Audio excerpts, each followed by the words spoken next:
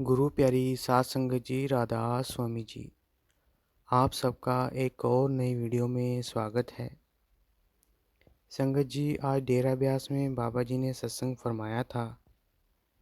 बाबा जी ने जो सत्संग में फरमाया, कुछ बातें आपके साथ साझा करेंगे, तो वीडियो को आखिर तक जरूर देखिएगा। बाबा जी ने आज पांचवी पातशाही की वाणी ली थी।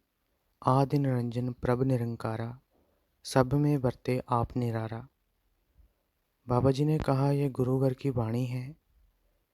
पांचवी पातशाही जी इसमें हमें समझाने की कोशिश कर रहे हैं कि हमें भक्ति करनी किसकी है। हम सोचते हैं कि परमात्मा अलग अलग है।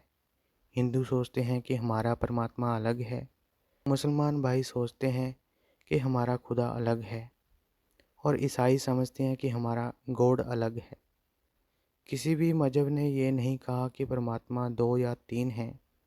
सभी मजहब उस एक की चर्चा करते हैं। वो मालिक एक है, अलग अलग हमारी सोच है। हम सब उस एक मालिक के बच्चे हैं। अब हमारा मन हम पर इतना हावी है कि हम आसान से आसान चीज़ों का सहारा लेना शुरू कर देते हैं। जो सामने बैठा है उस शरीर की भक्ति करना शुरू कर देते हैं, माथे टेकने शुरू कर देते हैं। शायद हमें इस तरह मुक्ति मिल जाए। ये शरीर तो आता जाता रहेगा। आपने वाणी के शुरू में कहा था, आदि निरंजन। हमें उस शब्द रूपी परमात्मा की भक्ति करनी है जो आदि जुगात से चलता आ रहा है। आगे बाबा जी ने कहा, हमने तो आजकल मजहबों और धर्मों को ब्रांड बना के रख लिया है। जैसे अगर हम शरीर को ढकने के लिए कपड़े पहनते हैं तो ये मायने नहीं रखता कि वो कौन से रंग के हैं या कौन से ब्रांड के हैं। लेकिन अगर आप सोचते हैं कि किसी को दिखाने के लिए पहने हैं तो आप ब्रांड भी देखेंगे और ये भी देखेंगे कि कलर मैच हो रहा है या नहीं। उसी तरह आजकल हम अलग अलग धर्मों की मोहर लगाकर घूमते हैं। आज के समय में हम जितनी नफ़रत धर्मों को लेकर एक दूसरे से करते हैं, शायद ही किसी और चीज़ से करते हैं। जब आखिरी समय में मालिक के दरबार में कर्मों का हिसाब होगा, वहाँ ना आपकी जात पूछी जाएगी ना मुल्क। वहाँ तो आपकी भक्ति और प्यार ही देखा जाएगा, चाहे आप किसी भी धर्म के हो, किसी भी मुल्क के हो। मालिक ने अगर आपको इंसान का जामा बख्शा है तो आप में इतनी काबिलियत है कि आप उसकी भक्ति कर सकें। वो अलग बात है कि हम कोशिश नहीं करते, जब बहाने बनाते हैं कि टाइम नहीं मिलता। आगे बाबा जी ने कहा, हमें 84 लाख जूनियों के बाद इंसान के जामे में जन्म दिया और साथ में विवेक की ताकत भी दी, ताजो हम अपने लिए अच्छे और बुरे की पहचान कर सकें। लेकिन इंसान ने अपने विवेक का इस्तेमाल गलत चीज़ों में किया। हर चीज़ को बांटना शुरू कर दिया और किसी को छोटा बना दिया और किसी को बड़ा बना दिया और अलग अलग मजहबों को चार दीवारी के अंदर बंद करके रख लिया। यहाँ बैठकर हम सिर जरूर हिला देते हैं, लेकिन जब यहाँ से घर जाएंगे, लड़का लड़की की शादी में सबसे पहले उसकी जात पूछते हैं, मजहब पूछते हैं। अगर इंसान अच्छे हैं तो चाहे किसी भी जात के हों या किसी भी मजहब के हों, बच्चे खुश रहेंगे।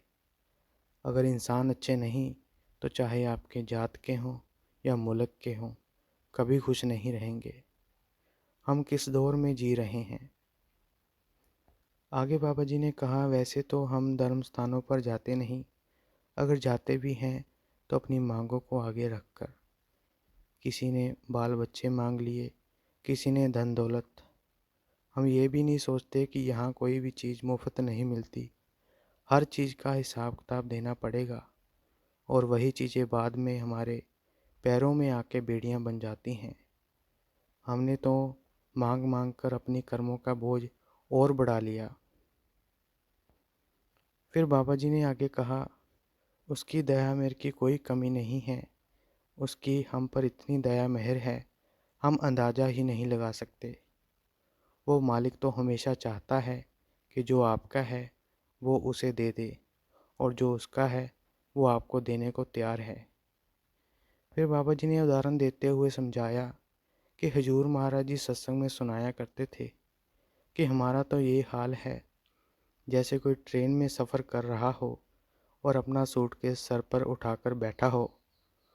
अगर उसको कोई बोले कि भाई तुम सूटकेस नीचे रख दो, ट्रेन इसे भी साथ ले जाएगी, लेकिन वो कहता है कि नहीं, ये मेरा है।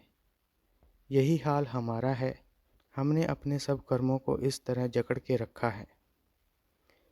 आगे बाबा जी ने कहा, ये नाम की कमाई हमें खुद करनी पड़ेगी। हम ये गलत फहमी में ना रहें कि किसी दूसरे का पल्ला पकड़कर हमें भी मुक्ति मिल जाएगी। ये रूहानियत करनी का रास्ता है। यहाँ आपकी करनी देखी जाएगी और परमात्मा हमारे अंदर है, मिलेगा तो अपने अंदर ही। अगर आपको यह वीडियो अच्छी लगी तो लाइक, शेयर और कमेंट ज़रूर करें और चैनल को भी सब्सक्राइब ज़रूर करें जी।